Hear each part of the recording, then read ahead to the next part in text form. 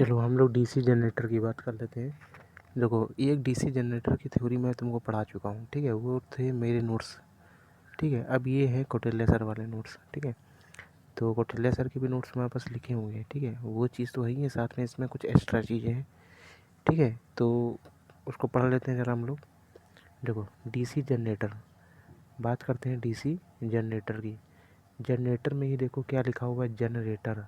Generator का मतलब होता है क्या, जनरेट करना। ठीक है, जनरेटर का मतलब क्या होता है, जनरेट करने वाला। ठीक है, तो ये होता है डीसी जनरेटर। तो डीसी जनरेटर क्या होता है, डीसी जनरेटर मतलब होता है जनरेट करने वाला। अब क्या जनरेट करेगा, तो ईएमएफ जनरेट करेगा। ठीक है, तो मतलब कि बनाने वाला है कुल मिला के, मतलब किसको बनाएगा, डीसी को बनाएगा। ठीक है, डीसी को जनरेट करने वाला। अब देखो डीसी जनरेटर का कार्य क्या होता है, डीसी जनरेटर कौन सी ऊर्जा को किस ऊर्जा में बदलता है।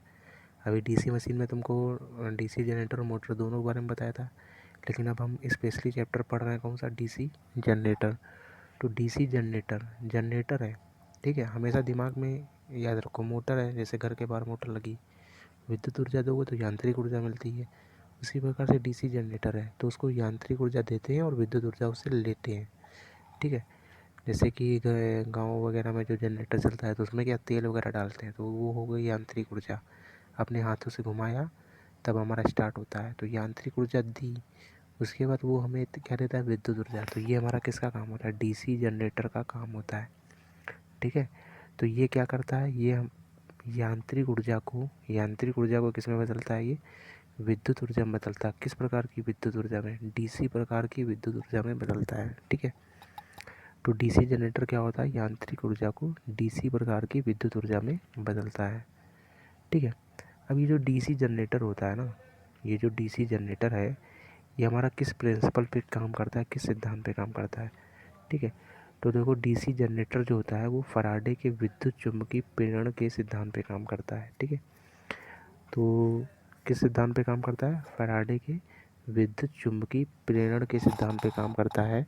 ठीक है, तो डीसी जनरेटर पूछा जाता है कि डीसी जनरेटर जो होता है किस नियम के सिद्धांत पे काम करता है, तो ये फैराडे के विद्युत चुम्बकीय प्रेरण के सिद्धांत पे काम करता है। ठीक है, विद्युत चुम्बकीय प्रेरण मतलब इलेक्ट्रिको इंडक्शन, मैग्नेटिक इंडक्शन। ठीक है, इलेक्ट्रिक मैग्नेटिक इंडक्शन ये होता है।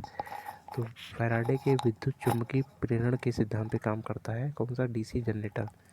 अब ये देखो विद्युत चुम्बकीय प्रेरण होता क्या है, ये फैराडे ने नियम दिया, तो विद्युत चुम्बकीय प्रेरण का नियम दिया होगा, तो ये विद्युत चुम्बकीय प्रेरण होता क्या है। तो देखो कह रहा है कि किसी धारावाही चालक में विद्युत धारा का प्रवाह करवाया जाता है। किसी धारावाही चालक में विद्युत धारा का प्रवाह कराया जाता है, तो उसके चारों ओर चुंबकीय क्षेत्र उत्पन्न हो जाता है, तथा किसी चुंबकीय क्षेत्र में यदि धारावाही चालक को घुमाया जाए तो उस चालक में विद्युत भाग बल उत्पन्न हो जाता है। मतलब देखो तुम्हें याद होगा कि हमने पुराने वाले डीसी जनरेटर में फिगर एक बना हुआ था हमारा। ठीक है, इस प्रकार से है ना। तो जैसे कि मान लो ये चालक है, इसमें अगर चालक ऐसे घूमेगा, चालक घूमेगा तो क्या होगा, तो हमारा मैग्नेटिक ईएमएफ उत्पन्न हो जाएगा। ठीक है, देखो इस तरह से देखो, मान लो कि ये हमारा एक तार है। ठीक है, ये तार है। अब इसमें से हम इलेक्ट्रॉन यानी कि धारा प्रवाहित करवाएंगे, तो यानी कि इलेक्ट्रॉन मूवमेंट करेंगे इसके अंदर, तो इसके चारों ओर क्या होगा, इस तार के चारों ओर एक मैग्नेटिक यानी कि एक चुंबकीय क्षेत्र बन जाएगा। ठीक है, तो वही कह रहा है किसी धारावाही चालक में विद्युत धारा का प्रवाह कराया जाता है, तो इसके चारों ओर चुंबकीय क्षेत्र उत्पन्न हो जाता है, तथा यदि चुंबकीय क्षेत्र में यदि धारावाही चालक को घुमाया जाए, एक तो नियम ये हो गया, तथा क्या है, चुंबकीय क्षेत्र में यदि धारावाही चालक को घुमाया जाए तो विद्युत भाग बल उत्पन्न हो जाता है। अब जैसे मान लो ये हमारा मैग्नेटिक मतलब यहाँ पे हमारा क्या है, चुंबकीय क्षेत्र है, मान लो इसे।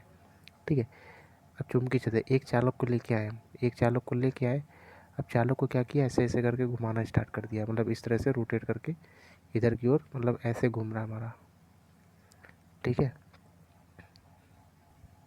चलो देखो जैसे कि मान लो ये तार है हमारी। ठीक है, ये मेरी तार है। अब इस तार में से हमने विद्युत धारा प्रवाहित करवाएंगे, इस तार में से अगर विद्युत धारा हम प्रवाहित करवाएंगे तो ये क्या करेगा कि अपने चारों ओर क्या करेगा, ये अपने चारों ओर जो है अपने चारों ओर क्या करेगा, मैग्नेटिक इफेक्ट उत्पन्न कर यानी चुंबकीय बल रेखा उत्पन्न कर देगा। ठीक है, क्या उत्पन्न कर देगा, चुंबकीय बल रेखाएं उत्पन्न कर देगा। ठीक है, तो ये हो गया। या फिर क्या करें, इस चालक को, ये हमारा चालक है, ये हमारा क्या है, चालक है। अब जैसे कि मान लो ये हमारा क्या है, चुंबकीय क्षेत्र है, यहाँ पे मान लो चुंबकीय क्षेत्र है ये हमारा। ठीक है, ये हमारा क्या है, चुंबकीय क्षेत्र है। अब इस चालक को लेके आए हैं। ठीक है, इस चालक को लेके आए, हमने क्या किया, इस चालक को इसमें रोटेट कराने लगे। जब रोटेट करा, देखो ये चुंबकीय बल रेखाएं जो है इधर से निकलेंगी, मान लो इधर से ऐसे करके निकलेंगी, इधर से ऐसे निकलेंगी। ठीक है, चुंबकीय बल रेखाएं निकलेंगी हमारे। ठीक है, तो देखो चुंबकीय बल रेखाएं कैसे, मान लो इधर की चुंबकीय, देखो ये चुंबकीय बल रेखाएं इधर से निकलेंगी, ये ऐसे निकलेंगी, ये ऐसे निकलेंगी, ये इधर से ऐसे निकलेंगी। ठीक है, तो ये चुंबकीय बल रेखाएं निकलेंगी। अब क्या करेगा, ये जो चालक होता है, चालक को हम घुमाएंगे, मान लो ऐसे घुमाएंगे। ठीक है, ऐसे करके हम घुमाएंगे, तो ये चालक क्या करेगा कि ये तार को, ये जो चुंबकीय बल रेखाएं निकल रही थी, ये इनको काटना स्टार्ट कर देगा। ठीक है, ये इनको काटना स्टार्ट कर देगा। तो हमारा स्थिर क्या है, हमारा स्थिर था ये चुंबकीय जो मैग्नेटिक फील्ड था, ये हमारा स्थिर था। हम घुमा, रोटेट किसको करा रहे हैं, रोटेट करा रहे हैं चालक को। रोटेट किसको करा रहे हैं, चालक को। तो चालक को रोटेट करा रहे हैं, तब भी हमारे चालक जो है वो चुंबकीय बल रेखाओं को काट रहा है, जो लाल लाल कलर का है, तब भी काट रहा है। तो हमारा इससे क्या होगा, ईएमएफ उत्पन्न होगा। या फिर दूसरा एक तरीका है, अब क्या कर दिया हमने, ये तार को क्या कर दिया, स्थिर कर दिया। ठीक है, इस तार को हमने क्या कर दिया, स्थिर कर दिया। ये तार था हमारा, स्थिर हो गया। अब हमने क्या किया कि ये जो चुंबकीय बल रेखाएं निकाल रहा था, ये मैग्नेटिक फील्ड, अब इसको क्या किया, हमारा तार स्थिर है, तार हमारा स्थिर है। अब इस तार स्थिर है, इस तार में से करंट जा रहा है, तो चुंबकीय बल रेखाएं इधर भी निकल लेंगी। अब ये हमने क्या किया कि ये मैग्नेटिक जो फील्ड था, इसको हमने रोटेट कराना स्टार्ट किया। ठीक है, मान लो ये तार है, ये हमारा पेन ऐसे होगा। ठीक है ना, ये हमारा पेन इस तरह से ऐसे, मान लो ऐसे, मतलब हवा में है पेन। ठीक है, तो ये पेन हमारा हवा में होगा। तो ये जो चुंबकीय बल रेखा है, ये ऐसे मान लो रोटेट करेगा। ठीक है, ये ऐसे रोटेट करेगा, और मान लो ये हमारा ऐसे है पेन। ठीक है, ये स्थिर है, ये जो पेन के चारों ओर ऐसे ऐसे घूमेगा, तब भी हमारी चुंबकीय बल रेखाएं कटेंगी, तब भी हमारी चुंबकीय बल रेखाएं कटेंगी, तब भी हमारा क्या होगा, ईएमएफ उत्पन्न होगा, विद्युत वाहक बल उत्पन्न हो जाएगा। ठीक है, तो कोई ज़रूरी नहीं है, मतलब इस नियम में बताने का ये मतलब था कि ये कोई ज़रूरी नहीं है कि चुंबकीय, मतलब ये कोई ज़रूरी नहीं है कि हमारा चालक ही रोटेट करे। ऐसा कोई पॉइंट नहीं है कि हमारा चालक ही रोटेट करे। ठीक, हम चालक को भी रोटेट करा सकते हैं, या फिर चालक को स्थिर करके, ठीक है, फील्ड को रोटेट करा सकते हैं। ठीक है, तब भी हमारा ये काम करेगा। कौन सा, फैराडे का विद्युत चुम्बकीय प्रेरण। फैराडे का विद्युत चुम्बकीय प्रेरण का नियम कहने का मतलब ये कि कोई एक चीज़ रोटेट होना चाहिए, या तो फील्ड रोटेट हो, या फिर हमारा चालक रोटेट हो, तब हमारा चुम्बकीय बल रेखाएं उत्पन्न होती हैं। ठीक है, तो ये हमारा किसका नाम था, ये किसका नियम था, ये फैराडे का नियम था। ठीक है, किसका नियम था, ये हमारा फैराडे का नियम था। ठीक, तो देखो फैराडे का नियम क्या बोल रहा है, कह रहा किसी धारावाही चालक में विद्युत धारा का प्रवाह करवाया जाता है तो इसके चारों ओर चुंबकीय बल रेखा उत्पन्न हो जाती है, चुंबकीय क्षेत्र बन जाता है। तथा किसी चुंबकीय क्षेत्र में यदि धारावाही चालक को घुमाया जाए तब भी हमारा क्या हो जाएगा, ईएमएफ उत्पन्न होता है। ठीक है, अब देखो डीसी जनरेटर बनाने की कुछ विधियाँ हैं। डीसी जनरेटर को बनाने के लिए हमें किन किन चीज़ों की आवश्यकता पड़ती है। तो सबसे पहले तो हमारा स्टेटर मेन होना चाहिए। स्टेटर मतलब कि बॉडी एक तरह से। तो पहली बात तो जब बॉडी नहीं होगी तो कोई भी चीज़ हमारी बनेगी नहीं। तो बिना बॉडी के क्या कोई चीज़ बनती है, कोई चीज़ नहीं बनती है। तो सबसे पहले हमारी क्या होनी चाहिए, सबसे पहले हमारे पास बॉडी होना चाहिए, यानी कि स्टेटर होना चाहिए। इसके बाद क्या होना चाहिए, हमारा आर्मेचर होना चाहिए। उसके बाद कम्यूटेटर और कार्बन ब्रश और यांत्रिक ऊर्जा होनी चाहिए। ठीक है, तो ये मुख्य चीज़ें हैं जो डीसी जनरेटर को बनाने के लिए आवश्यकता पड़ती हैं। ठीक है, अब देखो ज़रा इसमें फ्लेमिंग के दाएं हाथ का नियम देख लो क्या होता है, फ्लेमिंग के दाएं हाथ का नियम। ठीक है, तो देखो ये फ़िलहाल हम तुमको जब जुगल सर वाली बुक का सलूशन करा रहे थे तो उसमें हमने ये चीज़ बताई भी थी तुमको, बड़े कायदे से देख लेना। डीसी जनरेटर चैप्टर का सलूशन कराया था, उसी में कह रहा तर्जनी, मध्यमा तथा अंगूठा परस्पर 90 डिग्री का कोण, याद ही होगा। ठीक है, तो ये दायां हाथ का नियम तो दायां हाथ ही करना, उठाना अपना हाथ। ठीक है, ये नहीं कि बायां हाथ उठा के नियम लगा रहे हैं। ठीक है, तो फ्लेमिंग के दाएं हाथ का नियम है, तो दाएं हाथ का नियम ही लगाएंगे। तर्जनी, मध्यमा और अंगूठा। अंगूठा हो गया, ठीक है, अंगूठे के पास वाली जो उंगली है, अंगूठे के पास वाली जो उंगली है वो तुम्हारी कौन सी है, तर्जनी होती है। और उस उंगली के बगल में जो उंगली होती है, यानी कि समझ लो कि जो बीच में उंगली है उसको बोलते हैं मध्यमा। ठीक है, तो अंगूठे के पास वाली उंगली और उसके बगल में उंगली, तो अंगूठा हो गया, उसके बगल में जो उंगली उसको बोलते हैं तर्जनी, और उसके बगल में जो तीसरे नंबर पे होता है जो बीच में होती है उसको बोलते हैं मध्यमा। इन तीनों को ऐसे रखना है कि परस्पर 90 डिग्री का एंगल बने। ठीक है, अब देखो मेन चीज़ क्या है। मेन चीज़ ऐसे पूछी जाती है, क्वेश्चन में ऐसे पूछ लेता है कि अच्छा ये बताओ, फ्लेमिंग के दाएं हाथ का जो नियम है, ठीक है, उसमें जो मध्यमा उंगली होती है, या फिर इंग्लिश में लिख के आएगा मिडल फिंगर, ठीक है, या फिर तर्जनी को क्या बोलते हैं, फोर फिंगर बोलते हैं, और अंगूठे को क्या बोलते हैं, थंब। तो एक क्वेश्चन लिख के आता है, ऐसे लिख के आता है कि फ्लेमिंग का जो दाएं हाथ का नियम है उसमें जो हमारा अंगूठा होता है, उसमें जो हमारा अंगूठा होता है वो किसको प्रदर्शित करता है, वो चालक की गति को प्रदर्शित करता है, यानी मोशन ऑफ कंडक्टर को रिप्रेजेंट करता है। ठीक है, इसके बाद जो हमारी तर्जनी होती है, यानी कि फोर फिंगर जो होता है, वो किसको रिप्रेजेंट करता है, वो चुंबकीय क्षेत्र की दिशा को रिप्रेजेंट करता है। ठीक है, इसके बाद जो हमारी उंगली मध्यमा होती है, मध्यमा मतलब कि मिडल फिंगर जो होता है, मिडल फिंगर जो होता है, मध्यमा जो उंगली होती है वो किसको रिप्रेजेंट करता है, वो उत्पन्न ईएमएफ की दिशा को उत्पन्न करता है। ठीक है, उत्पन्न ईएमएफ की दिशा को बताता है वो। तो ये सब तीनों चीज़ें पता होनी चाहिए कि कौन सा उंगली किसको दर्शा रहा है। ठीक है, मेन चीज़ें हैं ये।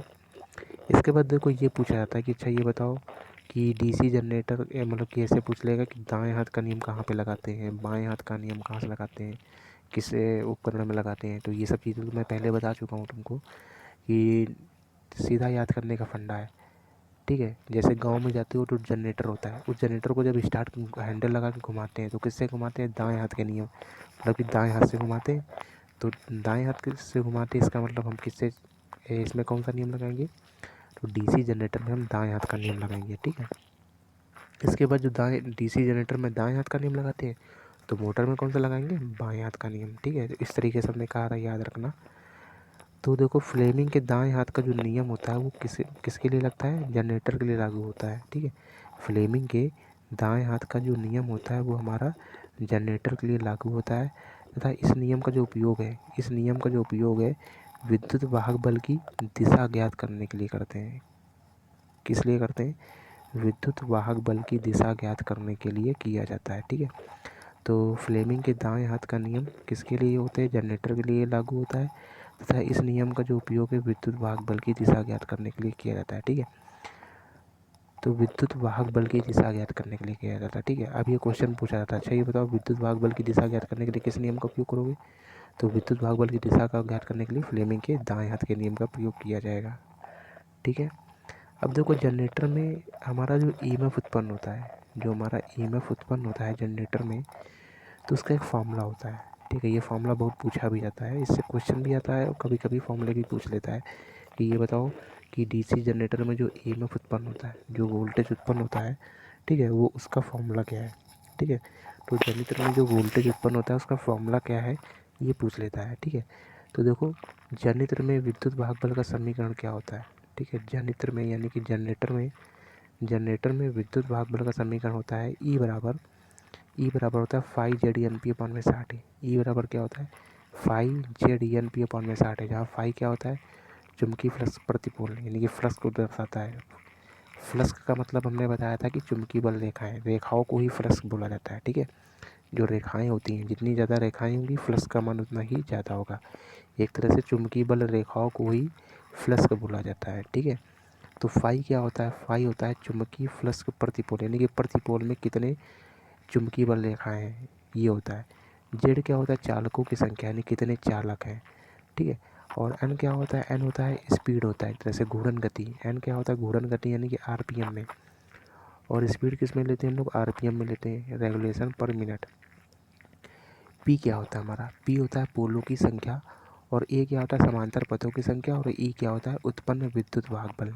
ठीक है, अब ये सब चीज़ें बिल्कुल रटी गई होंगी।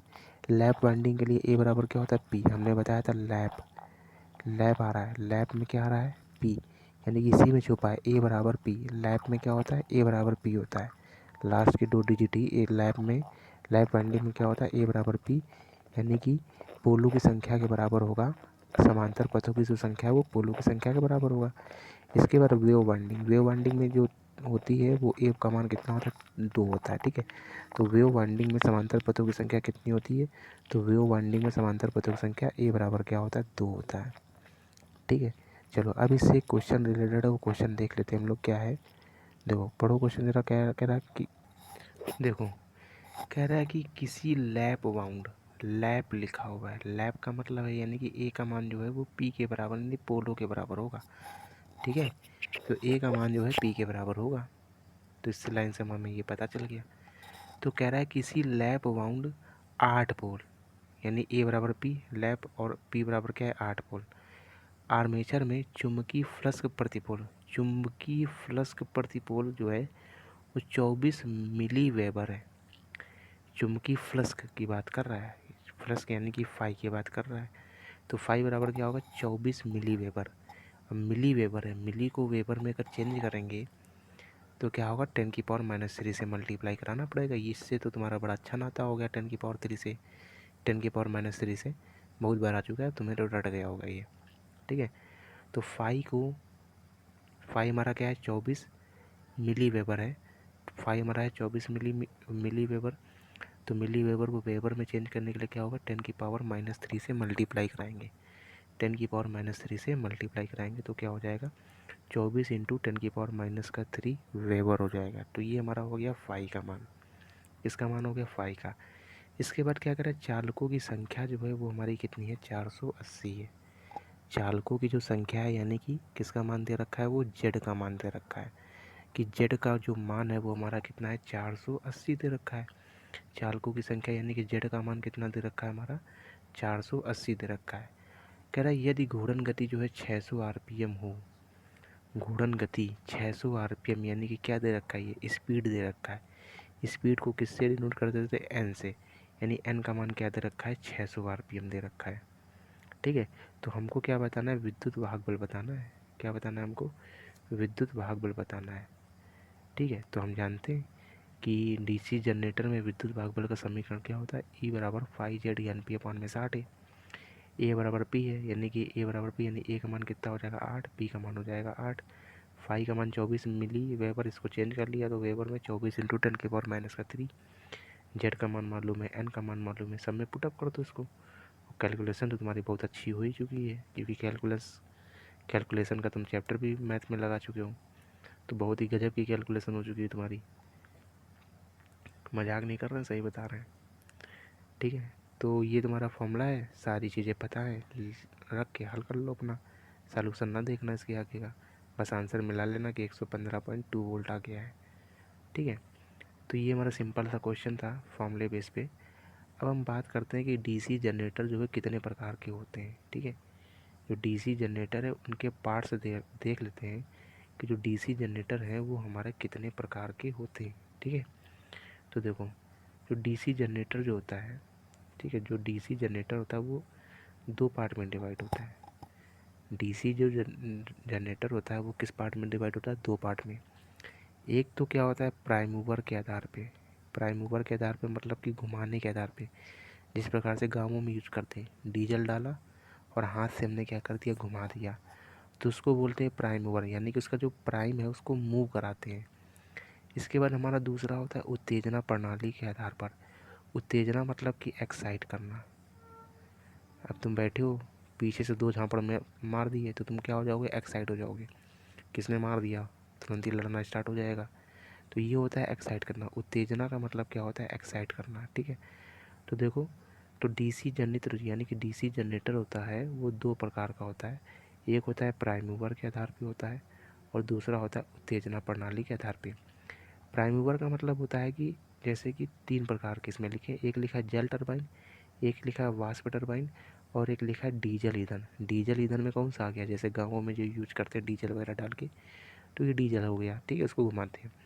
इसके बाद देखा होगा जल टरबाइन। जल टरबाइन क्या हो गया, जल टरबाइन हो गया जैसे अपने गंगा बैराज में बना हुआ है, ठीक है। जल टरबाइन, जल ऊपर से गिरता है तो अल्टरनेटर जो होता है घूमता है, तो वो जल टरबाइन हो गया, मतलब जल के द्वारा जो बत्ती बनाई जाती है। तो ये क्या हो गया, जल क्या होता है, पंखों के ऊपर गिराया जाता है तो पंख उसके घूमते हैं, ठीक है। दूसरा होता है वाष्प टरबाइन। वाष्प टरबाइन क्या होता है कि खूब बड़ा सा बर्तन होता है, उसमें क्या होता है वाष्प इकट्ठा कर दी जाती है। उसके बाद क्या होता है वाष्प को छोड़ा जाता है, तो वो वाष्प क्या करती है पंख को, जो पंखुड़ी लगी होती है उसको घुमाना स्टार्ट कर देती है। तो उसको घुमाना स्टार्ट कर देती है तो हमारा क्या होता है विद्युत उत्पन्न हो जाती है। ठीक है, तो प्राइम मूवर के आधार पे। ठीक है, तो ये बता दिया तीनों चीज़ें क्या होती हैं। ठीक है, फिलहाल ये चैप्टर पढ़ोगे, इन तीनों का जिक्र होगा जब कौन सा चैप्टर पढ़ोगे, उत्पादन वाला चैप्टर पढ़ोगे। ठीक है, अभी है आगे। ठीक है, उत्पादन का चैप्टर पढ़ोगे तब उसमें जिक्र ज़्यादा होगा, फिगर बना बना के सब दिखाएंगे तुमको। ठीक है, इसके बाद देखो दूसरा, अब ये मेन है इसमें। ठीक है, ये तो हमारा सिंपल सा हो गया। ठीक है, लेकिन ये मेन है, यानी कि एक्साइट करनी, यानी फील्ड को एक्साइट करके, फील्ड को एक्साइट करने के आधार पर डीसी जनरेटर कितने प्रकार के होते हैं। तो ये दो प्रकार का होता है, एक होता है स्व उत्तेजना प्रणाली और एक होता है पृथक उत्तेजित उत्तेजना प्रणाली। उसमें तो भी तुम पढ़ चुके हो। ठीक है, कौन कौन सा, सेल्फ एक्साइटेड और सेपरेटली एक्साइटेड डीसी जनरेटर पढ़े थे। सेल्फ एक्साइटेड और सेपरेटली, सेल्फ का मतलब क्या होता है जो स्वयं से स्टार्ट हो जाता है, और सेपरेटली का मतलब क्या उसमें पढ़ाया था हमने कि अलग से बैटरी लगाई जाती है कंपनी में जब बनाया जा रहा था, तो उसी के अंदर अगर बैटरी सेल्फ कर दे उसी अवशिष्ट चुंबकत्व के रूप में अगर इकट्ठा हो जाता है तो हमारा वो कौन सा होता है, सेल्फ एक्साइटेड होता है। और पृथक उत्तेजना यानी कि सेपरेटली क्या होता है कि अलग से उसमें क्या होती है बैटरी लगाई जाती है। ठीक है, यानी कि उसकी फील्ड को एक्साइट करने के लिए सब चीज़ें हमने बताई थी उस वाली वीडियो में, तो उस वीडियो को दोबारा देख लेना तुम।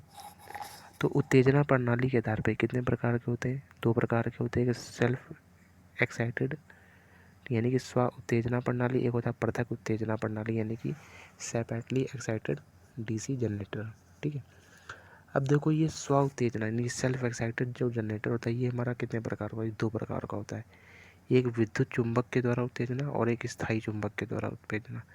विद्युत चुंबक समझ गए होगे, स्थायी चुंबक समझ गए होगे। स्थायी चुंबक मतलब जैसे हमारा जैसे नॉर्थ पोल और साउथ पोल होता है, ये हमारा स्थायी चुंबक हो गया। विद्युत चुंबक क्या होता है, इसके अंदर इलेक्ट्रिक को ट्रांसफ़र कराते हैं, इलेक्ट्रिक यानी कि इलेक्ट्रिक तार से जोड़ देते हैं, इलेक्ट्रिसिटी से कनेक्ट कराते हैं, तो वो हमारा होता है विद्युत चुंबक। ठीक है, तो जो सेल्फ एक्साइटेड जनरेटर होता है, जो सेल्फ एक्साइटेड सिस्टम यानी कि जनरेटर जो होता है वो दो प्रकार का होता है, एक विद्युत चुंबक द्वारा उत्तेजना और स्थायी चुंबक द्वारा उत्तेजना। ठीक है, इसके बाद देखो पृथक उत्तेजित जो जनरेटर होता है तो बता ही चुके तुमको, ये कहाँ कहाँ यूज करते हैं, जैसे कि हमारा अल्टरनेटर में यूज होता है। ठीक है, तो पृथक उत्तेजना प्रणाली वाला जो जनरेटर होता है, सेपरेटली एक्साइटेड जनरेटर जो होता है वो अल्टरनेटर में यूज होता है। ठीक, जैसे कि अल्टरनेटर हमारा जो होता है वो पृथक उत्तेजना प्रणाली वाला ही जनरेटर होता है। ठीक है, इसके बाद देखो ये विद्युत चुंबक द्वारा जो उत्तेजना यानी कि विद्युत चुंबक के द्वारा जो फील्ड को एक्साइट करते हैं। ठीक है, तो उसको वो कितने प्रकार का होता है, वो जनरेटर जो कितने प्रकार का होता है, जिसमें विद्युत चुंबक के द्वारा उत्तेजना के द्वारा जो जनरेटर बनाया जाता है वो हमारा मुख्यतः तीन प्रकार का होता है। ठीक है, तुमने पढ़ा भी था उसमें सीरीज जनरेटर, शंट जनरेटर और कंपाउंड जनरेटर। कंपाउंड का मतलब क्या होता है, इन दोनों का मिक्सचर होता है, सीरीज और शंट का। ठीक है, तो कंपाउंड क्या होता है, कंपाउंड जनरेटर जो होता है ये हमारा सीरीज और शंट दोनों का क्या होता है मिक्सअप होता है, यानी कि सीरीज वाइंडिंग भी होती है और शंट वाइंडिंग यानी कि पैरेलल वाइंडिंग भी होती है। अब देखो जो कंपाउंड जनरेटर होता है, ये कंपाउंड जनरेटर जो होता है ये भी हमारा दो प्रकार का होता है। ठीक है, जो कंपाउंड जनरेटर होता है ये भी हमारा दो प्रकार का होता है, एक होता है कम्युलेटिव कंपाउंड और दूसरा होता है हमारा डिफरेंशियल कंपाउंड होता है। ठीक है, तो कंपाउंड जनरेटर भी हमारा दो प्रकार का होता है, एक होता है कम्युलेटिव कंपाउंड और दूसरा होता है हमारा डिफरेंशियल कंपाउंड होता है। ठीक है, चलो अब हम बात करते हैं सीरीज जनरेटर की। सबसे पहले बात करते हैं, अब इनके पार्ट्स के बारे में पढ़ लेते हैं। ठीक है, क्या है ये सीरीज, शंट और कंपाउंड। तो देखो सीरीज जनरेटर की बात करते हैं अब हम लोग। ठीक है, तो फिलहाल जो उसमें भी फिगर बना अच्छा बना हुआ है। ठीक है, अब देखो वही चीज़ इसमें भी बना हुआ है। ठीक है, तो सीरीज जनरेटर क्या होता है कि ये जो आर्मेचर होता है, आर्मेचर के सीरीज में क्या होता है, एक वाइंडिंग की जाती है, सीरीज वाइंडिंग। ठीक है, तो आर्मेचर होता है, आर्मेचर के सीरीज में क्या करते हैं हम लोग, एक वाइंडिंग कर देते हैं। ठीक है, अब आर्मेचर की सीरीज में कर देते हैं ये, इसके बाद आर्मेचर की सीरीज में ही हम लोग क्या लगाते हैं, लोड लगाते हैं।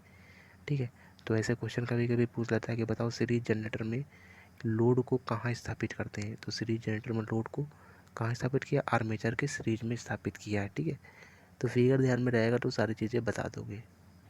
देखो ये हम लोगों ने एक रियोस्टेट जोड़ा हुआ है, रियोस्टेट क्यों जोड़ते हैं, ठीक है, ये हम सीरीज फील्ड वाइंडिंग के समांतर में जोड़ते हैं रियोस्टेट।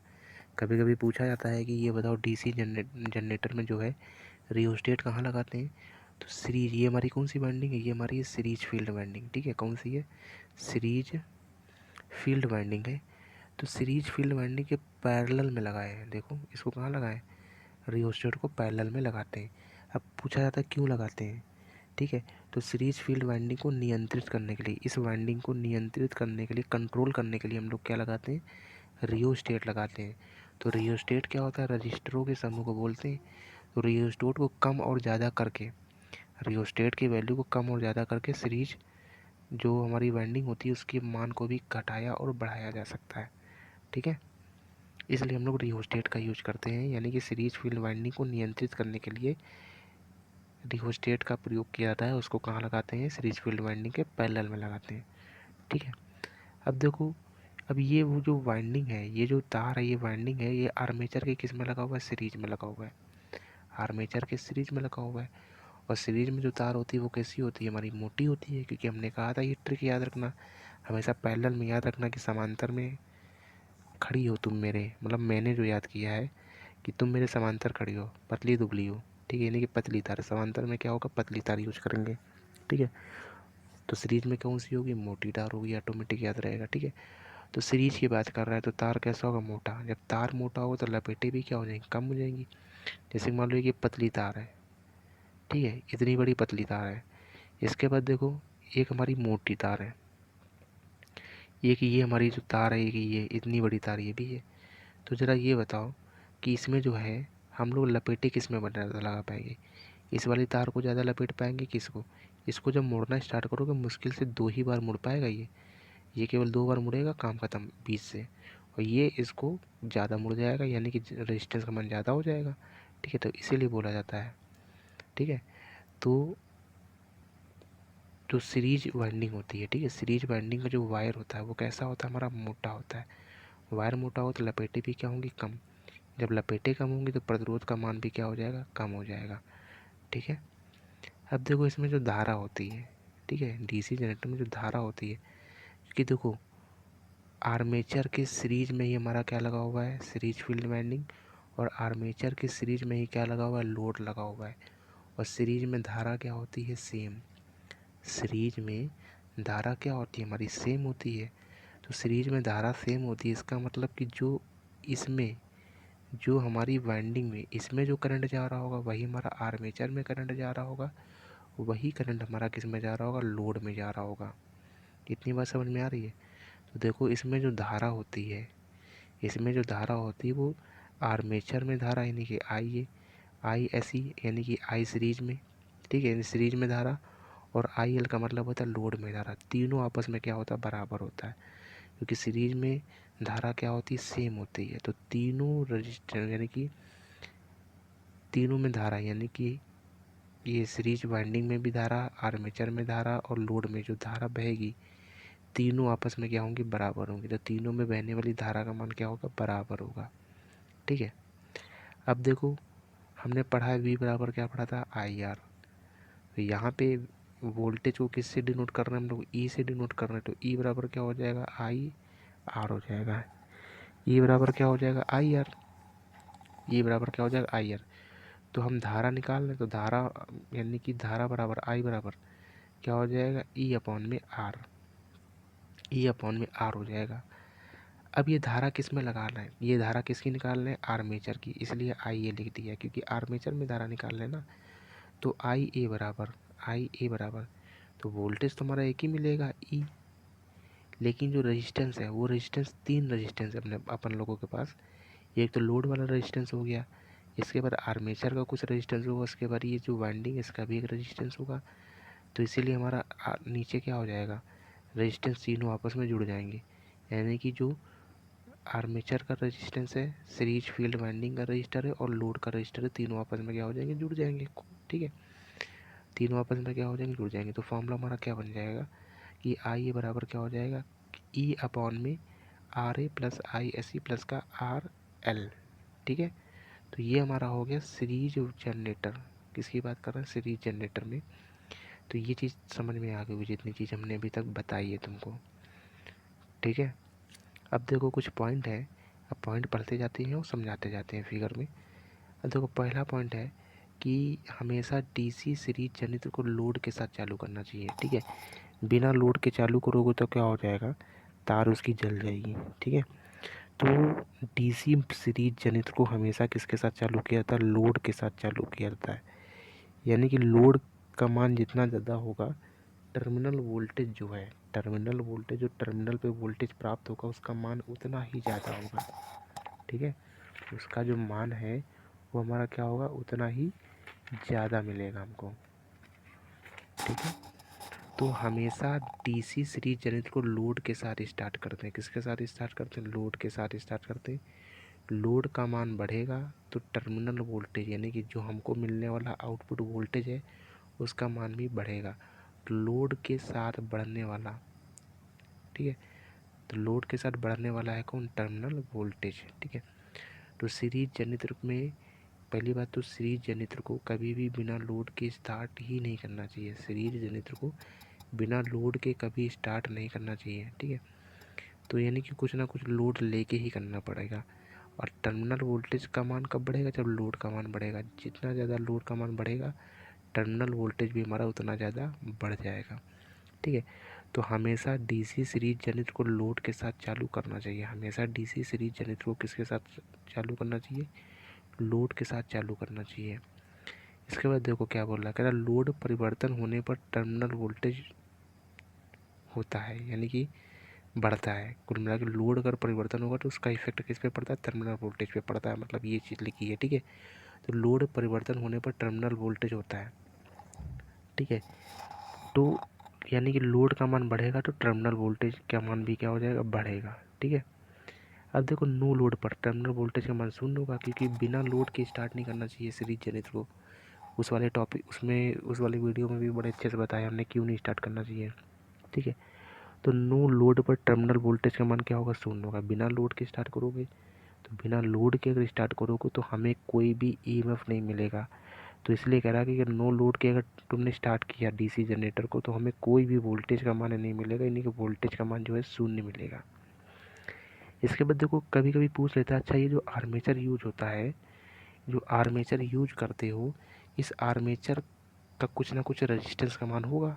बेसिकली बात है, आर्मेचर तो कुछ ना कुछ रेजिस्टेंस का मान होगा। तो ये पूछता है कि ये बताओ रेजिस्टेंस, आर्मेचर के अंदर जो रेजिस्टेंस होता है उसका मान क्या होता है, ठीक है। आर्मेचर के अंदर जो रेजिस्टेंस होता है उसका मान क्या होता है, पूछ लेता है। तो आर्मेचर के, याद रखो आर्मेचर के अंदर जो रेजिस्टेंस होता है ना, ठीक है, आर्मेचर के अंदर जो रेजिस्टेंस होता है उसका मान जो होता है वो 1 ओम या फिर 1 ओम से क्या होना चाहिए, कम होना चाहिए, ठीक है। 1 ओम या 1 ओम से क्या होना चाहिए, कम होना चाहिए। तो वही देखो लाइन लिखा हुआ है, आर्मेचर का जो प्रतिरोध होता है, नहीं आर ए का मतलब हो गया आर्मेचर, ठीक है।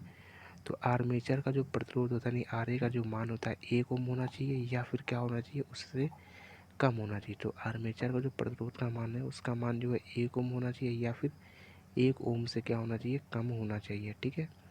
अब देखो सीरीज फील्ड वाइंडिंग को नियंत्रित करने के लिए, तो वही चीज़ आगे हमने बताया था कि सीरीज फील्ड वाइंडिंग को अगर नियंत्रित करना है, सीरीज फील्ड वाइंडिंग को डीसी जनरेटर में, सीरीज फील्ड वाइंडिंग को अगर कंट्रोल करना है डीसी सीरीज जनरेटर में, ठीक है, फील्ड वाइंडिंग को अगर कंट्रोल करना है तो हमें क्या करना पड़ेगा कि पैरेलल में समांतर क्रम में क्या होगा, रियोस्टेट जोड़ोगे। किसके समांतर क्रम में, वाइंडिंग के समांतर क्रम में, ठीक है।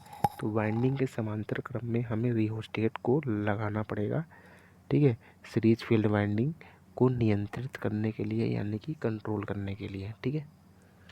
इसके बाद देखो कि टर्मिनल वोल्टेज सदैव उत्पन्न विद्युत वाहक बल से कम होता है। टर्मिनल जो वोल्टेज होता है वो सदैव उत्पन्न विद्युत वाहक बल से कम होता है। क्या कहने का मतलब है, कह रहा है कि जो डीसी जनरेटर होता है ना, अब जैसे कि तुमने तेल डाला, तेल के बाद अपने हाथ से उसको यांत्रिक ऊर्जा दी तो वो हमको विद्युत ऊर्जा देता है। तो ये प्रोसेस ऐसे तो हुआ होगा नहीं, यानी कि मशीन के अंदर कुछ ना कुछ कलाकारी हुई होगी। तो देखो मशीन के अंदर जो ईएमएफ उत्पन्न होता है, मान लो ईएमएफ एक उत्पन्न हुआ है मशीन के अंदर, वो ईएमएफ इस तरफ जा रहा है। तो लेंज ने बताया था कि जो जिससे उत्पन्न होता है वो उसी का विरोध करता है। तो लेंज के नियम के अनुसार एक बल विकसित होगा वो इसके विपरीत दिशा में, लेकिन उसका जो मान होगा उसका मान जो होता है बहुत ही कम होता है। तो मान तो कुछ ना कुछ होता है, मान लो इसका मान 10 है मान लो, और जो विपरीत जा रहा है इसका मान 1 है, तो ऑल ओवर क्या होगा, हमें 9 वोल्ट मिलेगा। मान तो बहुत कम होता है, ठीक है। तो वही चीज़ कह रहा है कि जो टर्मिनल वोल्टेज होता है, यानी जो हमको वोल्टेज मिलेगा, तो ईएमएफ जो उत्पन्न हुआ, मान लो ईएमएफ हमारा उत्पन्न हुआ 10, ठीक है। इसके बाद लेंज के नियम के अनुसार जो ईएमएफ को विरोध करने वाला आ गया मान लो 1, तो ऑल ओवर टर्मिनल वोल्टेज यानी कि जो बचेगा वो हमारा कौन सा वोल्टेज चलाता है, टर्मिनल वोल्टेज जो टर्मिनल पे मिलता है। तो ऑल ओवर जो टर्मिनल वोल्टेज होगा वो हमारा ईएमएफ से क्या हो जाता है, कम। ईएमएफ हमारा 10 वोल्ट है और टर्मिनल वोल्टेज हमको कितना मिलेगा, 9 वोल्ट मिलेगा, ठीक। टर्मिनल वोल्टेज 9 वोल्ट मिलेगा। तो ये बात याद रखना हमेशा कि टर्मिनल वोल्टेज जो होता है सदैव, टर्मिनल वोल्टेज जो सदैव होता है वो उत्पन्न विद्युत वाहक बल से क्या होता है, कम होता है, ठीक है। टर्मिनल वोल्टेज जो होता है वो हमेशा उत्पन्न विद्युत वाहक बल से क्या होता है, कम होता है हमारा, ठीक है। चलो अब इस हम देख लेते हैं इस डायग्राम के बारे में, जो हमारा देखो फिगर बना है। देखो इस ग्राफ को देखते हैं हम लोग, ठीक है। जो ये बात लिखी है ना, टर्मिनल वोल्टेज सदैव उत्पन्न विद्युत वाहक बल से कम होता है, ठीक है। जो हमारा टर्मिनल वोल्टेज होता है वो उत्पन्न विद्युत वाहक बल से हमेशा कम होता है। तो इस बात को मैप से कैसे दर्शाएंगे, ठीक है। तो देखो ये हमारा इस तरह से डायग्राम बना है।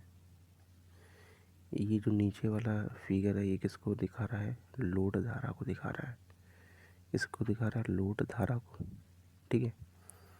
जो इधर वाला है ये वाला फिगर, ये किसको दर्शा रहा है, ये हमारा उत्पन्न विद्युत वाहक बल ई और टर्मिनल वोल्टेज यानी कि वीटी को दर्शा रहा है, ठीक है।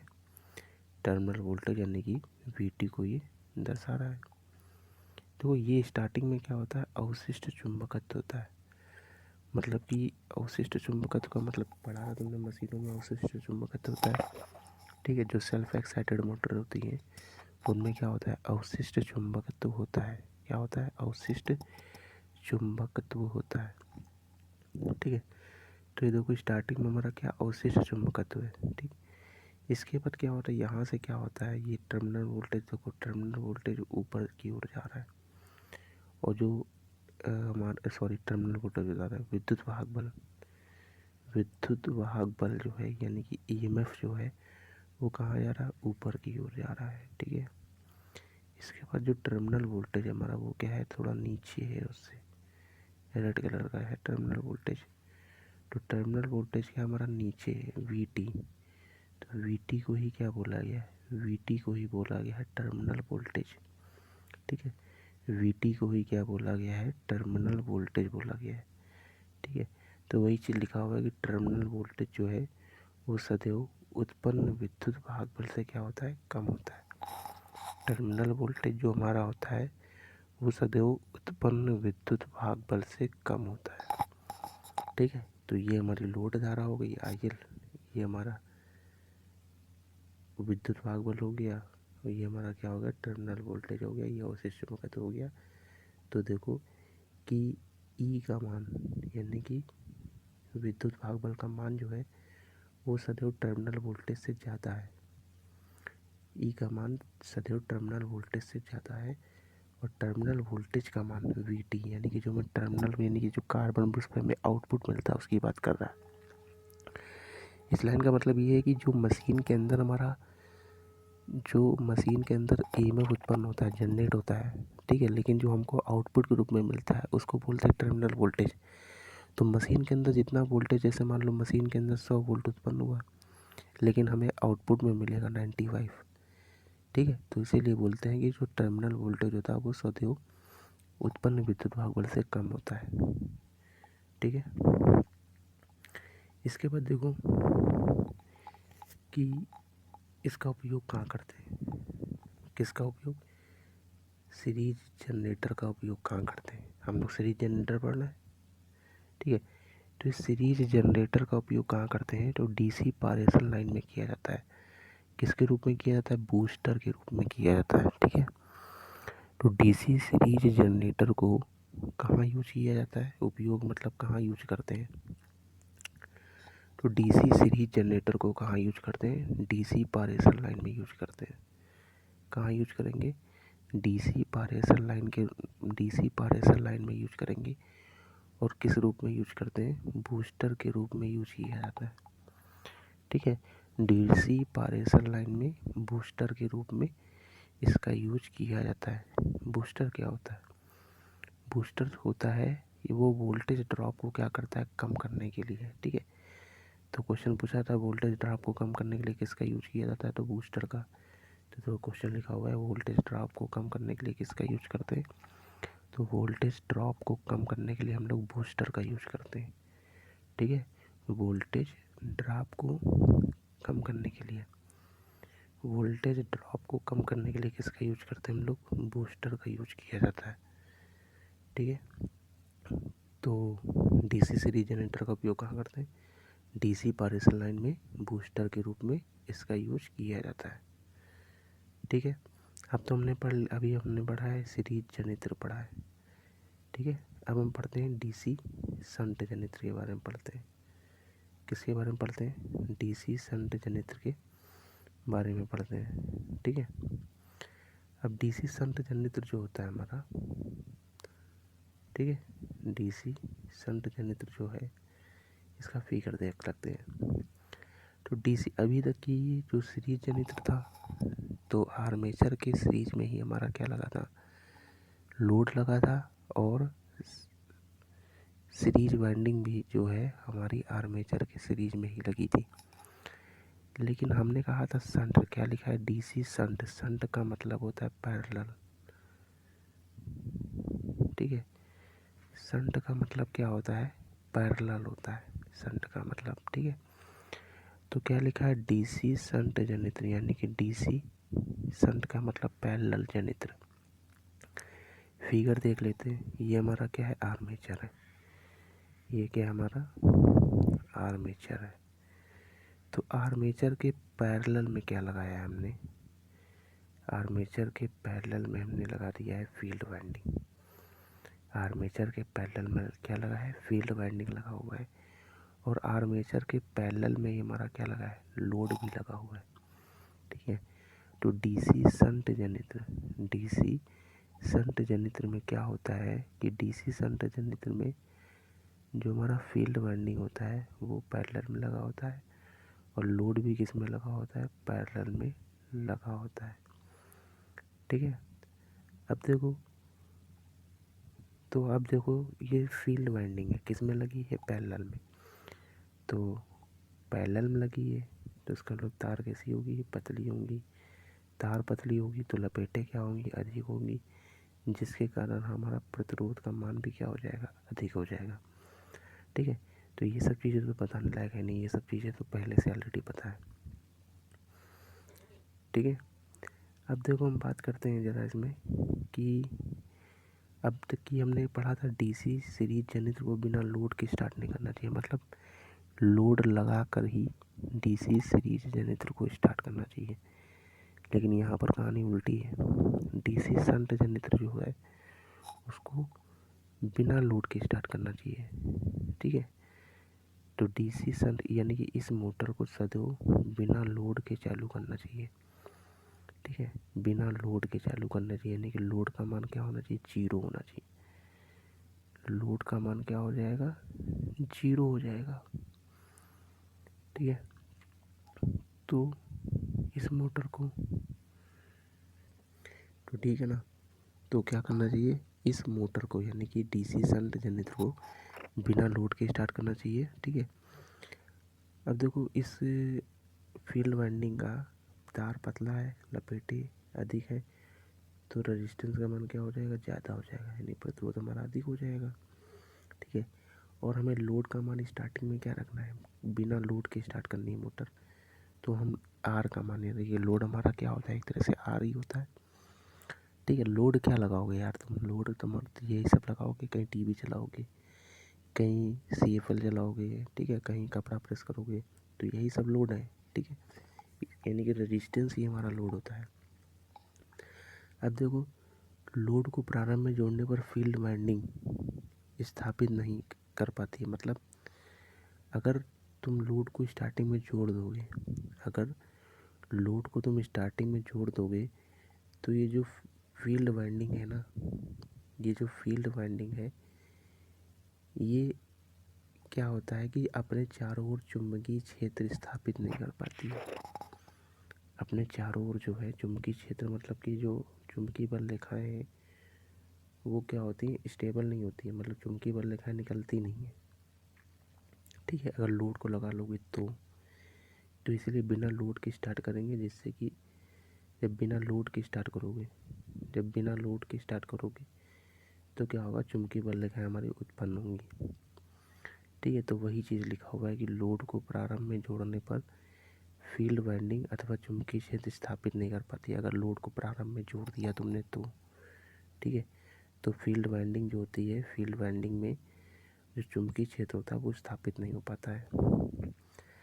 अब उसमें जो टर्मिनल वोल्टेज था वो क्या था, कम था, किससे, उत्पन्न विद्युत वाहक बल से।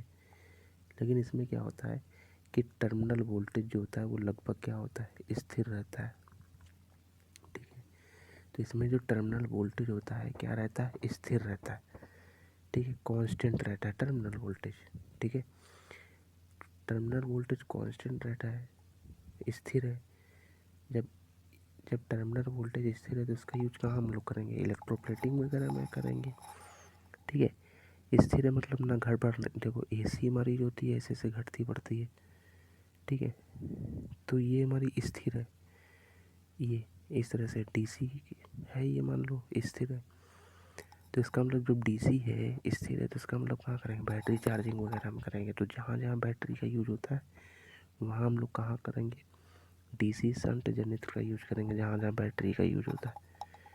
ठीक है, तो वो देखो लिखा हुआ है, इसका उपयोग लिखा हुआ है कहाँ कहाँ यूज करते हैं, बैटरी चार्जिंग में उपयोग किया जाता है इसका। ठीक है, इलेक्ट्रोप्लेटिंग में इसका यूज किया जाता है। इसके बाद सेंट्रीफ्यूगल पंप में इसका यूज किया जाता है। ठीक है, बैटरी चार्जिंग में यूज करेंगे इसका, इलेक्ट्रोप्लेटिंग में इसका यूज करेंगे, इसके बाद सेंट्रीफ्यूगल पंप में इसका यूज करेंगे। और कहाँ यूज करेंगे, वेल्डिंग में इसका यूज करेंगे। कहाँ करेंगे, वेल्डिंग में यूज करेंगे। इसके बाद कहाँ करेंगे, लोड लिफ्टिंग में करते हैं इसका यूज। उसके बाद एक्साइटर के रूप में भी यूज किया जाता है, यानी उत्तेजना प्रदान करने के रूप में भी इसका यूज किया जाता है। ठीक है, तो इतनी जगह हम यूज करते हैं, बैटरी चार्जिंग में यूज करते हैं, इलेक्ट्रोप्लेटिंग में यूज करते हैं, सेंट्रीफ्यूगल पंप में यूज करते हैं, वेल्डिंग में यूज करते हैं, लोड लिफ्टिंग में यूज करते हैं, और एक्साइटर के रूप में यानी उत्तेजना प्रदान करने के रूप में भी इसका यूज किया जाता है। ठीक है, अब हम पढ़ते हैं जरा डीसी कंपाउंड जनरेटर क्या होता है। ठीक है, डीसी कंपाउंड जनरेटर क्या होता है। तो कंपाउंड का मतलब क्या होता है, सीरीज और शंट का मिक्सअप होता है। ठीक है, कंपाउंड का मतलब क्या होता है, सीरीज और शंट दोनों की क्वालिटीज़ एक में होना, यानी कि जो सीरीज जनरेटर है और जो शंट जनरेटर है इन दोनों की क्वालिटी एक होना, तो वही हमारा क्या कहलाता है, कंपाउंड कहलाता है। ठीक है, तो वही हमारा क्या कहलाता है, कंपाउंड कहलाता है। सीरीज और शंट दोनों मिक्स होती हैं तो वो हमारा कौन सा जनरेटर कहलाता है, कंपाउंड जनरेटर कहलाता है। तो डीसी कंपाउंड जनरेटर यानी कि डीसी कंपाउंड जनरेटर, तो कंपाउंड का मतलब क्या होता है, सीरीज और शंट का मिक्सअप होता है। कंपाउंड क्या होता है, सीरीज और शंट का मिक्सअप होता है। ठीक है, अभी जो कंपाउंड जनरेटर होता है ये दो प्रकार का होता है। कंपाउंड जनरेटर जो होता है वो दो प्रकार का होता है, एक होता है लॉन्ग शंट कंपाउंड जनरेटर और एक होता है शॉर्ट शंट कंपाउंड जनरेटर। ठीक है, एक हमारा होता है लॉन्ग शंट कंपाउंड जनरेटर और एक हमारा होता है शॉर्ट शंट कंपाउंड जनरेटर। ठीक है, तो देखो दोनों में डिफरेंस क्या होता है, लॉन्ग शंट क्या होता है और शॉर्ट शंट क्या होता है। देखो लॉन्ग शंट क्या होता है कि जो शंट फील्ड वाइंडिंग होती है, ठीक है, जो हमारी शंट फील्ड वाइंडिंग जो होती है वो सीरीज और आर्मेचर के पैरेलल में लगी होती है। ठीक है, जो शंट फील्ड वाइंडिंग होती है वो सीरीज तथा आर्मेचर तथा सीरीज फील्ड वाइंडिंग के पैरेलल में लगी होती है हमारी शंट फील्ड वाइंडिंग, ठीक है। आर्मेचर और सीरीज फील्ड वाइंडिंग के पैरेलल में लगी होती है हमारी शंट फील्ड वाइंडिंग, ठीक है। तो लॉन्ग शंट इसी को बोलते हैं। शॉर्ट देखो नाम से क्लियर है, शॉर्ट मतलब छोटा, तो देखो ये छोटा है, छोटा हो गया मतलब केवल आर्मेचर के पैरेलल में लगी है, ठीक है। तो इसमें जो शंट फील्ड वाइंडिंग होती है, इसमें जो शंट फील्ड वाइंडिंग होती है वो आर्मेचर के पैरेलल में लगी होती है, उसको क्या बोलते हैं हम लोग, शॉर्ट शंट बोलते हैं, ठीक है। तो डीसी कंपाउंड जनित्र, पहली बात तो किसका किसका मिक्सअप होता है, सीरीज और शंट दोनों का मिक्सअप होता है, डीसी सीरीज जनित्र और डीसी शंट जनित्र। इसके बाद ये जो डीसी कंपाउंड जनित्र है ये दो प्रकार का होता है, एक होता है लॉन्ग शंट और एक होता है शॉर्ट शंट। लॉन्ग शंट क्या होता है कि जो लॉन्ग शंट में शंट फील्ड वाइंडिंग जो होती है वो आर्मेचर और सीरीज फील्ड वाइंडिंग के पैरेलल में लगी होती है। और शॉर्ट शंट क्या होता है, शॉर्ट शंट में जो शंट फील्ड वाइंडिंग होती है वो केवल आर्मेचर के पैरेलल में लगा होता है, ठीक है। इसके बाद लॉन्ग शंट में देखो कि इसमें जो टर्मिनल वोल्टेज होता है वो लगभग क्या रहता है, नियत रहता है, यानी कि स्थिर रहता है, कांस्टेंट, ठीक है। तो लॉन्ग शंट में क्या होता है, लॉन्ग शंट में जो होता है हमारा टर्मिनल वोल्टेज जो होता है वो हमारा क्या रहता है, स्थिर रहता है, यानी कि कांस्टेंट रहता है, ठीक है। लॉन्ग शंट में जो टर्मिनल वोल्टेज होता है वो हमारा कैसा रहता है, स्थिर रहता है, यानी कि कांस्टेंट रहता है, ठीक है। इसके बाद देखो शॉर्ट शंट क्या होता है, शॉर्ट शंट क्या होता है कि इसमें जो है लोड परिवर्तन होने पर टर्मिनल वोल्टेज का मान में क्या होता है, परिवर्तन होता है, ठीक है। मतलब कि लोड बढ़ेगा तो टर्मिनल वोल्टेज का मान भी क्या होगा, बढ़ेगा, ठीक है। तो शॉर्ट शंट में क्या होता है, लोड परिवर्तन होने पर टर्मिनल वोल्टेज के मान में परिवर्तन होगा, क्योंकि लोड बढ़ने पर चुंबकीय फ्लक्स का मान भी क्या होता है, बढ़ेगा, ठीक है। तो लोड बढ़ने पर क्या होता है, चुंबकीय फ्लक्स का मान भी बढ़ता है। तो ये हमारा क्या होता है, शॉर्ट शंट होता है। कौन सा होता है, शॉर्ट शंट होता है, ठीक है।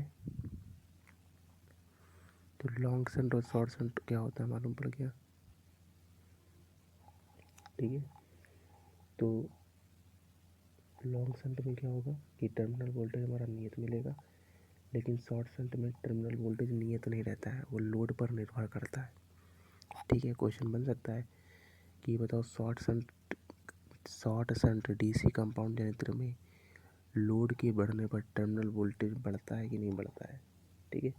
या फिर ऐसे भी क्वेश्चन पूछ लेगा कि लॉन्ग शंट और शॉर्ट शंट में किस में लोड बढ़ने पर टर्मिनल वोल्टेज का मान परिवर्तित होता है, तो लोड के बढ़ने पर टर्मिनल वोल्टेज का मान बढ़ जाएगा, ठीक है।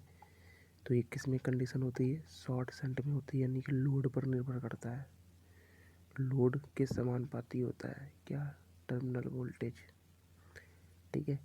जितना ज़्यादा लोड होगा टर्मिनल वोल्टेज हमको उतना ही ज़्यादा मिलेगा, ठीक है।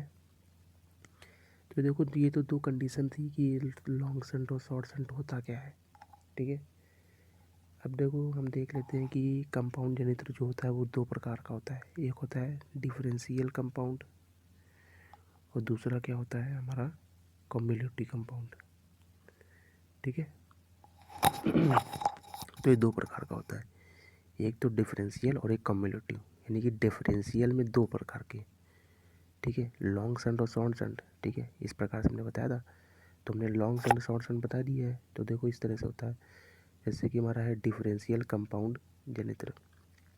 तो डिफरेंशियल कंपाउंड जनित्र के दो part, long shunt differential compound जनित्र और शॉर्ट शंट डिफरेंशियल कंपाउंड जनित्र। इसी प्रकार से हमारा कम्युलेटिव कंपाउंड जनित्र जो होता है ये भी हमारा दो प्रकार का होता है, एक होता है लॉन्ग शंट कम्युलेटिव कंपाउंड जनित्र और एक होता है शॉर्ट शंट कम्युलेटिव कंपाउंड जनित्र। फिगर दोनों में सेम होते हैं।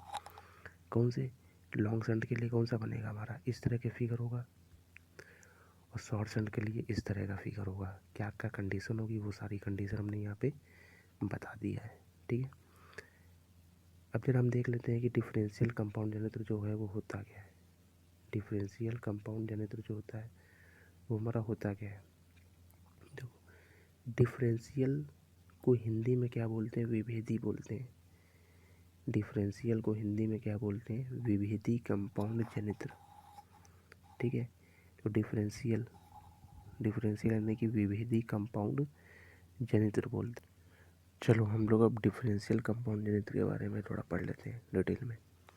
तो देखो क्या होता है कि ये हमारा पोल है, ठीक है, ये हमारा क्या है, पोल है, ठीक है, ये हमारा पोल है यानी कि ध्रुव है।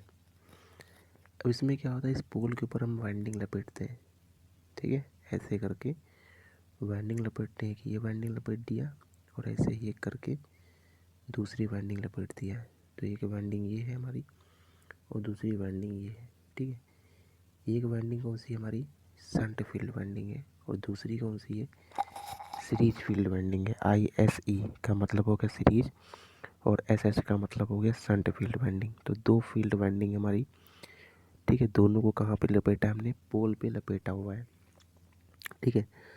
तो इसमें जो फाई का मान जो मिलता है, ठीक है, क्योंकि दोनों देखो वाइंडिंग है, शंट वाइंडिंग और सीरीज वाइंडिंग, तो इससे भी हमारा चुंबकीय फ्लक्स का घनत्व उत्पन्न होगा। फाई का मान, ये चुंबकीय बल रेखाएं इससे भी निकलेंगी और इससे भी चुंबकीय बल रेखाएं निकलेंगी। तो पूरा का पूरा जब कॉम्बिनेशन देखा जाता है, ठीक है, शंट का और सीरीज का, ठीक है, दोनों का कॉम्बिनेशन जब देखा जाता है तो जो फाई का जो मान मिलता है ना, इन दोनों का डिफरेंस होता है, ठीक है। तो शंट फील्ड वाइंडिंग में जितनी चुंबकीय बल रेखाएं निकली हैं और सीरीज फील्ड वाइंडिंग में जितनी चुंबकीय बल रेखाएं निकली है, ये एक दूसरे को क्या करती हैं, विरोध करती हैं, काटती हैं, ठीक है। तो हमको आउटपुट के रूप में चुंबकीय बल रेखाएं कितनी मिलेंगी, तो शंट से हम लोग सीरीज को घटाएंगे, यानी कि इसमें चुंबकीय फ्लक्स का घनत्व क्या होता है, घटता है। ऑल ओवर क्या देखा जाए कि चुंबकीय फ्लक्स जो होता है वो हमारा घटता है इसमें, ठीक है। तो देखो वही चीज़ इसमें लिखा हुआ है कि कुल चुंबकीय फ्लक्स एक दूसरे का विरोध करने के कारण घटेगा, ठीक है।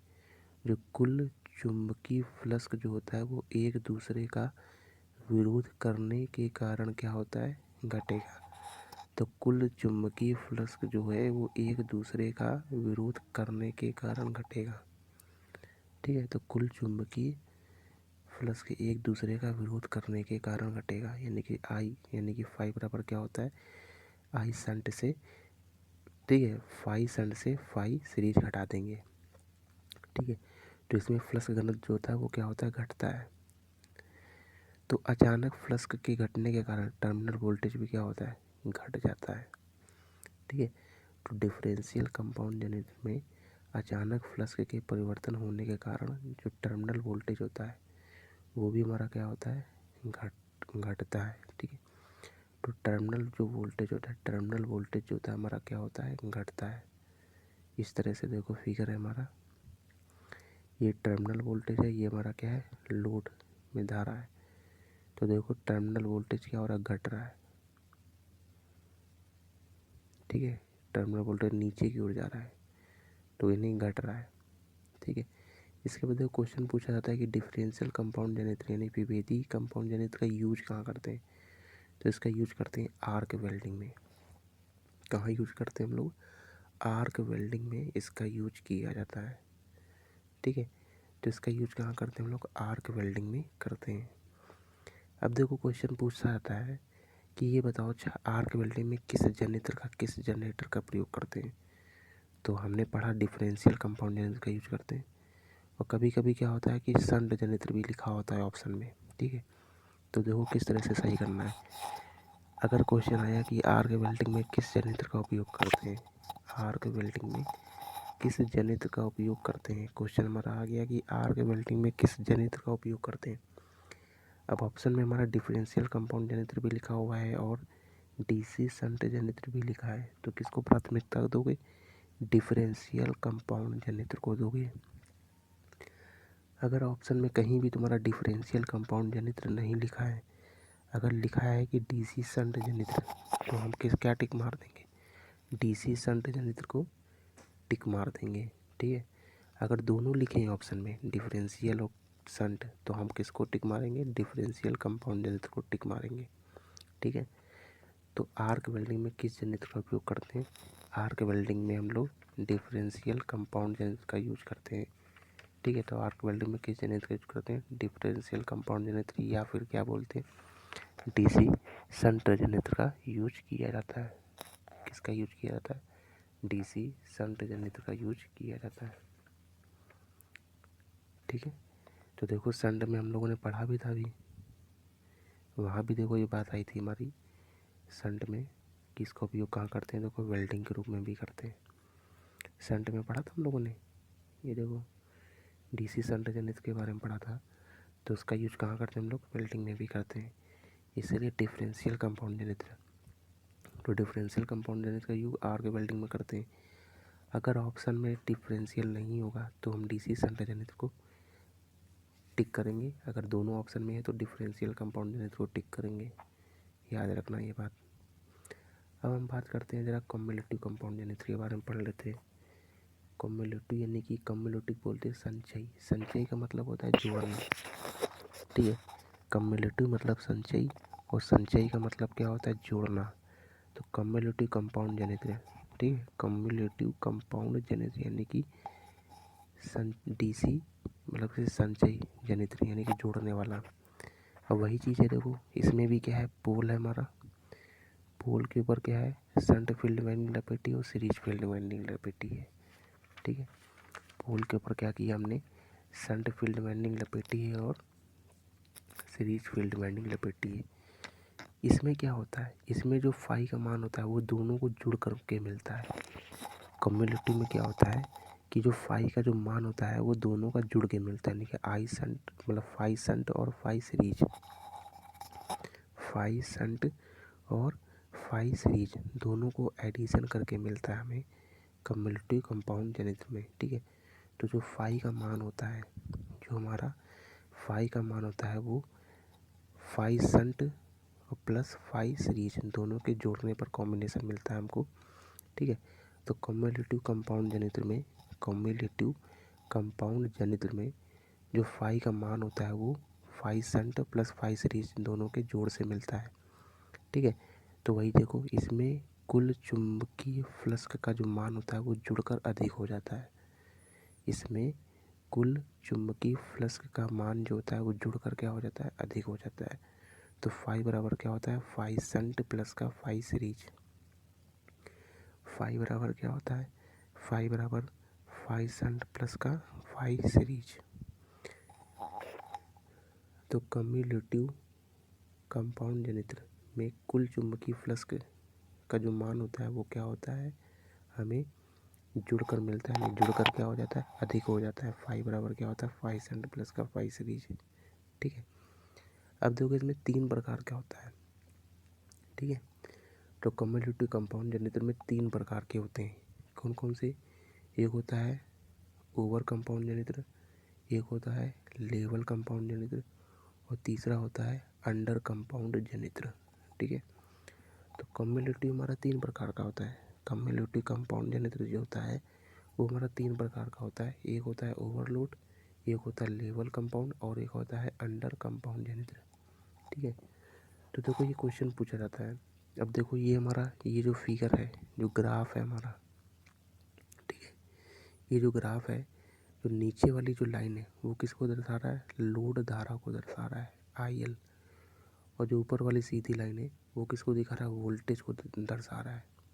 ठीक है, तो देखो वो इस फिगर से ही समझ में आ रहा है। ओवर कंपाउंड जनरेटर जो है ये वाला, ओवर कंपाउंड जनरेटर सबसे ऊपर है इसकी लाइन। लेवल कंपाउंड जनरेटर में क्या है? बीच में है, थोड़ा सा सीधा टाइप का। और अंडर में क्या है कि सब नीचे की ओर जा रहा है। तो इससे क्या मतलब समझ रहा हो? इसका मतलब ये है कि ओवर कंपाउंड जनरेटर में टर्मिनल वोल्टेज का मान क्या होता है? वोल्टेज का मान ज़्यादा होता है। और लेवल कंपाउंड में वोल्टेज का मान लगभग स्थिर रहता है। और अंडर कंपाउंड में क्या होता है? वोल्टेज हमको निम्न स्तर का मिलता है, यानी कि कम मिलता है। ठीक है, अंडर कंपाउंड जनरेटर में क्या होता है? वोल्टेज का मान जो होता है हमको निम्न स्तर का मिलता है, यानी कि कम मिलता है। ठीक है, तो ये हमारी कंडीशन थी।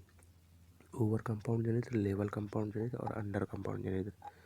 ओवर कंपाउंड जनरेटर में वोल्टेज का मान ज़्यादा होता है, लेवल कंपाउंड जनरेटर में निम्न स्तर का होता है ओवर कंपाउंड जनरेटर की तुलना में, यानी कि स्थिर रहता है। और अंडर कंपाउंड जनरेटर में जो वोल्टेज होता है वो बहुत ही निम्न स्तर का प्राप्त होता है। तो सर हम देख लेते हैं कि ओवर कंपाउंड जनरेटर क्या होता है। ओवर कंपाउंड जनरेटर क्या होता है, तो इस जनरेटर में लोड के बढ़ने पर टर्मिनल वोल्टेज भी बढ़ता है। लोड के बढ़ने पर टर्मिनल वोल्टेज भी क्या होता है, बढ़ता है। तो देखो over compound generator terminal voltage सबसे ज़्यादा है, ठीक है। तो इस जनरेटर में लोड के बढ़ने पर टर्मिनल वोल्टेज भी बढ़ता है, यानी कि लोड बढ़ेगा तो टर्मिनल वोल्टेज भी हमारा क्या हो जाएगा, बढ़ जाएगा, ठीक है। लोड बढ़ेगा तो टर्मिनल वोल्टेज का मान भी बढ़ जाएगा। इसके बाद देखो क्या बोल रहा है कि इसमें सीरीज वाइंडिंग का प्रभाव अधिक होता है। इसमें सीरीज वाइंडिंग का प्रभाव क्या होता है, अधिक होता है। हम कौन सा पढ़ रहे हैं, कंपाउंड जनरेटर पढ़ रहे हैं। कौन सा पढ़ रहे हैं, कंपाउंड जनरेटर। कंपाउंड का मतलब क्या होता है, सीरीज और शंट दोनों का कॉम्बिनेशन होता है। तो सीरीज वाइंडिंग भी है यानी कि इसके अंदर, और शंट वाइंडिंग भी है, ठीक है। क्योंकि कंपाउंड जनरेटर है तो कंपाउंड जनरेटर में हमारा सीरीज वाइंडिंग भी होगी और शंट वाइंडिंग भी होगी, ठीक है। हमारी क्या होगी, सीरीज वाइंडिंग भी होगी और शंट वाइंडिंग भी होगी। तो उसमें क्या होता है कि जो सीरीज वाइंडिंग होती है उसका प्रभाव हमारा क्या होता है, अधिक होता है, ठीक है। जो सीरीज वाइंडिंग होती है उसका जो प्रभाव होता है, सीरीज वाइंडिंग का जो प्रभाव होता है वो क्या होता है, हमारा अधिक होता है, ठीक है। इसके बाद इस जनरेटर का जो उपयोग होता है, यानी कि कौन से जनरेटर का, over compound generator. Over compound generator का उपयोग कहाँ करते हैं, लंबी दूरी की सप्लाई के लिए करते हैं, ठीक है। ओवर कंपाउंड जनरेटर का जो यूज है वो लंबी दूरी की सप्लाई के लिए किया जाता है, ओवर कंपाउंड जनरेटर का यूज, ठीक है। तो इस जनरेटर का उपयोग जो है वो लंबी दूरी की सप्लाई के लिए किया जाता है, ठीक है। इस जनरेटर का उपयोग लंबी दूरी की सप्लाई के लिए करते हैं। तो ओवर कंपाउंड जनरेटर यानी कि इस जनरेटर का जो यूज कहाँ करेंगे, लंबी दूरी की सप्लाई में करेंगे, ठीक है। क्योंकि ओवर कंपाउंड जनरेटर यानी कि वोल्टेज का मान क्या होता है, सबसे ज़्यादा है, ठीक है। जो वोल्टेज का मान जो होता है वो सबसे ज़्यादा है, इसलिए लंबी दूरी में इसका यूज़ करेंगे ताकि जो वोल्टेज ड्रॉप होता है तो ज़्यादा वोल्टेज ड्रॉप नहीं होगा हमारा, ठीक है। तो देखो स्ट्रीट लाइट में करते हैं। स्ट्रीट लाइट मतलब जो रोडों पे लाइटें लगी होती हैं उसकी बोलते हैं स्ट्रीट। स्ट्रीट का मतलब क्या होता है, गली, ठीक है। तो जो ऊपर जो खंभे में लाइट लगी होती है उसको बोलते हैं स्ट्रीट लाइट। तो देखो कितनी दूरी तक होती है, रोड सड़कें कहाँ लंबी लंबी होती हैं, कहाँ तक की जाती हैं, ठीक है। तो लंबी दूरी के लिए, ठीक है, तो इसका इस जनरेटर का उपयोग कहाँ करते हैं, लंबी दूरी की सप्लाई के लिए करते हैं, यानी कि स्ट्रीट लाइट हो गया, या फिर रेलवे में जो लाइटें होती हैं, ठीक है। रेलवे भी कितना बड़ा होता है तो उसमें भी लाइट का यूज करने के लिए किसका यूज करते हैं, ओवर कंपाउंड जनरेटर का यूज किया जाता है, ठीक है। अब हम पढ़ते हैं लेवल कंपाउंड जनरेटर क्या होता है, किसके बारे में पढ़ते हैं, लेवल कंपाउंड जनरेटर के बारे में पढ़ लेते हैं जरा कि लेवल कंपाउंड जनरेटर होता क्या है। अब लेवल का मतलब क्या हो गया, इसमें क्या होता है कि स्थिर मिलता है। लेवल कंपाउंड जनरेटर, इसमें जो वोल्टेज होता है लगभग सीधा मिल रहा है, यानी कि स्थिर मिल रहा है, लगभग लगभग, ठीक है। तो देखो लेवल कंपाउंड जनरेटर क्या होता है कि इसमें सीरीज वाइंडिंग, इसमें जो सीरीज वाइंडिंग होती है वो ओवर कंपाउंड जनरेटर की तुलना में क्या होती है, कम होती है, ठीक है। ऐसे देखे थे, ये हमारा सबसे ऊपर ये, तो ये हमारा सीरीज वाइंडिंग जो होता है ओवर कंपाउंड जनरेटर की तुलना में क्या होता है, कम होता है, ठीक है। तो इसमें सीरीज वाइंडिंग, इसमें सीरीज वाइंडिंग जो होता है वो ओवर कंपाउंड जनरेटर की तुलना में क्या होता है, कम होता है। इसमें सीरीज वाइंडिंग जो होती है वो ओवर कंपाउंड जनरेटर की तुलना में कम होती है, ठीक है। और इसमें जो टर्मिनल वोल्टेज होता है वो हमारा क्या होता है, लगभग क्या होता है, स्थिर रहता है, क्योंकि लगभग सीधा सीधा मिल रहा है, ठीक है। तो इसलिए बोलते हैं कि इसमें जो टर्मिनल वोल्टेज होता है वो लगभग हमारा क्या होता है, स्थिर होता है।